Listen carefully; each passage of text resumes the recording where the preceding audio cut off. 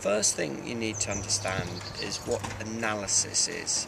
Analysis is breaking a subject down into its component parts. Now the question is, how do we do that for poetry? Well, the first thing you need to do with any poem is read it a few times to get to know what it's about, and that's the first element of analysis, working out what a poem's surface meaning is. Let's read the Sick Rose and try and work this out. O rose, thou art sick.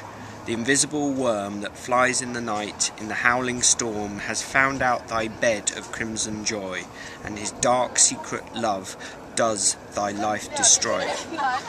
William Blake, 1757 to 1827.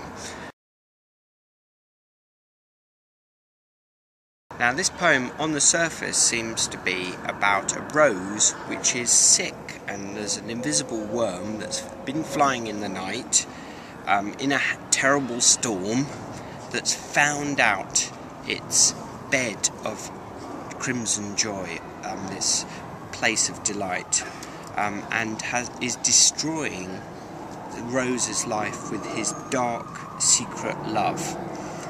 Okay, that's the surface meaning of the poem, but obviously the poem demands that you actually look in the underlying meanings, the deeper meanings to a poem, and this is really the essence of good analysis of poetry, looking at what actually the poem suggests to you. There's no right or wrong answers here.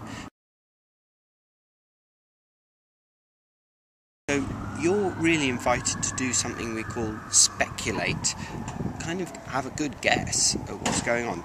For example, we don't really know what the rose is. It's obviously not a literal rose, it's a rose that's been compared to something.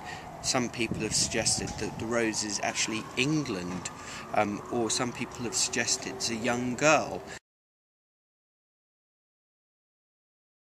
You need to look at some of the key images in the poem. So let's look at the idea of the invisible worm. The worm here is clearly a thing which is rotting away or destroying the rose.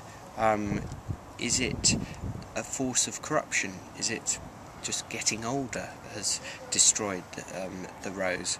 Or is it something more sinister? Is it male desire, for example? Some people have speculated.